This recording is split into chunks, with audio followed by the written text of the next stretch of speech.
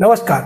मैं जनता श्योम गौतम। बहुत बड़ी खबर आ रही है उत्तर प्रदेश से। उत्तर प्रदेश में संभल, जहां पर जामा मस्जिद के सर्वे को लेकर हंगामा हुआ था, दंगा हुआ था और पत्थरबाजी हुई थी, उसमें 5 लोगों की मौत हुई थी। उसी संभल के सांसद जो कि कुंदरकी के पहले विधायक थे और उनके द्वारा कुंदर की सीट खाली कर दी गई थी, बाद में वो संभल के सांसद बने। जिया उर रहमान बर्क के मकान पर अब बुलडोजर चलने वाला है।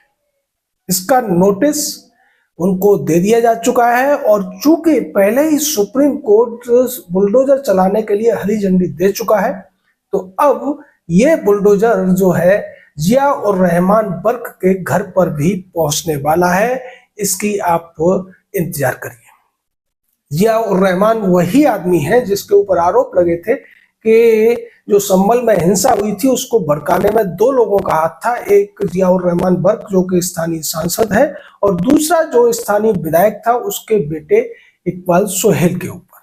तो ये जो पूरा का पूरा मामला अब खुलकर सामने आ गया है, उससे ऐसा लगता है कि सपा की नींद उड़ने वाली है। अखिलेश यादव से लेकर तमाम जो नेता है अब वो पूरी तरीके से बिलबिला गए हैं।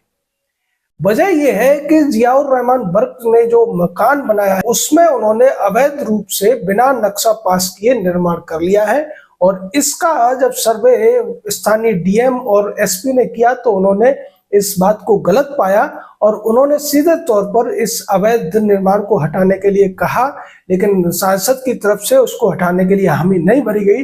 तो जिला प्रशासन ने अब उनके खिलाफ नोटिस जारी कर दिया है और जल्द ही उनके घर पर अब बुलडोजर की कार्रवाई होती हुई दिखेगी। इससे पहले बुधवार को यानी कल भी संभल में बुलडोजर चला था और लगातार बुलडोजर चल रहा है। कल एक ऐसी जगह पर बुलडोजर चला था जो बिजली का खंभा होता है और वहां एक कुआं भी था। उस सारी जगह को एक व्यक्ति ने कब्जा कर लिया था, अपनी दुकान के अंदर ले लिया था। जब सर्वे में ये सारी चीजें सामने आई तो प्रशासन ने उसको बुलडोजर चलाकर ध्वस्त किया और उन सारी जगहों को, उस बिजली के खंभे को और उस कुएं के क्षेत्र को उससे मुक्त कराया गया, जिससे तिलमिलाकर जिया उर रहमान बर्क ने सोशल मीडिया पर एक पोस्ट किया और ये कहा कि पहले 5 लोगों को मारा गया, अब फिर से एक समुदाय विशेष को निशाना बनाया जा रहा है, लोगों को जेल में डाला जा रहा है और उनके ऊपर बुलडोजर की कार्रवाई हो रही है। लेकिन अब खुद जिया उर रहमान बर्क के ऊपर जब बुलडोजर की कार्रवाई होगी तो फिर वो क्या कहेंगे, ये और ज्यादा दिलचस्प हो जाएगा। जब सुप्रीम कोर्ट का फैसला आया था बुलडोजर के ऊपर, तब हमने कहा था कि सुप्रीम कोर्ट ने अपने फैसले से बुलडोजर की कार्रवाई को पूरे देश में खोल दिया है और इसके लिए जो गाइडलाइन सुप्रीम कोर्ट ने बनाई है उसके बाद गाइडलाइन पूरी करने के बाद में स्थानीय प्रशासन हो, राज्य प्रशासन हो या म्यूनिसिपैलिटी हो, ये सब जो संस्थाएं हैं वो सरकारी जमीनों से या नदी नाले की जमीनों से या फिर जो पंचायत की जमीनें हैं उन सभी से कब्जे हटाने के लिए बुलडोजर का इस्तेमाल कर सकते हैं। तो ये जो रास्ता खोल दिया सुप्रीम कोर्ट ने। पहले ये होता था कि लोग सीधे हाई कोर्ट सुप्रीम कोर्ट चले जाते थे, स्टे ले आते थे, लेकिन चूंकि अब वो सुप्रीम कोर्ट ही कह चुका है कि ऐसी जगहों पर बुलडोजर कार्रवाई पर कोई रोक नहीं है जो सरकारी है, नदी की जमीनें हैं या ग्राम पंचायत की जमीनें हैं, वन विभाग की जमीनें हैं, रेलवे की जमीनें हैं, किसी भी तरीके से सड़क की जमीन है या गली की जमीन है, उस पर कोई भी कब्जा करता है तो उसके लिए बुलडोजर को हरी झंडी पहले ही सुप्रीम कोर्ट दे चुका है। और अब इसकी चपट में संभल के सांसद जिया उर रहमान का घर भी आ गया है, जो कि बहुत ज्यादा उनके ऊपर आरोप लग रहे थे। संभल हिंसा को लेकर उनके ऊपर तमाम आरोप थे। अखिलेश यादव से लेकर पूरी समाजवादी पार्टी उनको बचाने में तुली हुई थी, लेकिन अब जो कार्रवाई होने वाली है उससे न अखिलेश यादव बचा सकते हैं, न पूरे के पूरी समाजवादी पार्टी के अन्य सांसद उनको बचा सकते हैं। उनके घर पर बुलडोजर तो चलकर ही रहेगा और यही है योगी आदित्यनाथ का जलवा।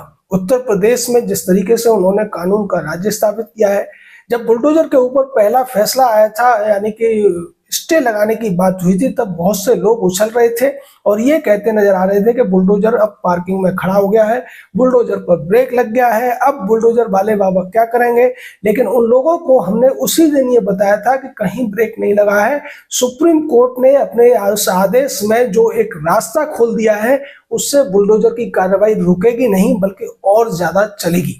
जिसके बाद फैसला आने के ही बाद एक हफ्ते के अंदर जिस तरीके से 4 राज्यों में कार्रवाई हुई और उत्तर प्रदेश में तो ये कार्रवाई लगातार हो रही है। सुप्रीम कोर्ट ने जो गाइडलाइन दी थी कि 15 दिन पहले आपको नोटिस देना पड़ेगा, तो 15 दिन पहले नोटिस दे दिया गया है और अब उस नोटिस पर कार्रवाई भी होगी और उस व्यक्ति का भी मकान टूटेगा जो अब तक सबसे ज्यादा आरोपों में था और तमाम तरीके के गलत काम करने के बावजूद सीना चौड़ा करके घूम रहा था। इसे कहते हैं कानून का न्याय। और हम बार बार कहते रहे हैं कि सभी राज्य सरकारों को, सभी स्थानीय प्रशासनों को, स्थानीय बॉडीज को अपने अपने इलाके में ऐसे जो कब्जा किए हुए स्थान है, कब्जा की हुई जगह है, उनको चिन्हित करना चाहिए और उन पर कार्रवाई करनी चाहिए। साथ ही साथ जनता का भी ये फर्ज बनता है कि अगर किसी ने किसी सड़क की जमीन पर, गली की जमीन पर या फिर किसी सरकारी विभाग की जमीन पर कब्जा कर रखा है, नदी तालाब की जमीन पर कब्जा कर रखा है, ग्राम समाज की जमीन पर कब्जा कर रखा है, तो आप अपने उस स्थानीय निकाय में उसकी शिकायत कीजिए, जिससे बुलडोजर की कार्रवाई को एक और रास्ता मिलेगा। बुलडोजर को काम मिलेगा और बुलडोजर को काम मिलेगा तो समाज का भला होगा। समाज में जो लोग अराजकता फैलाते हैं, अतिक्रमण करते हैं, उन पर, उनके ऊपर सजा भी होगी। जय हिंद, जय भारत।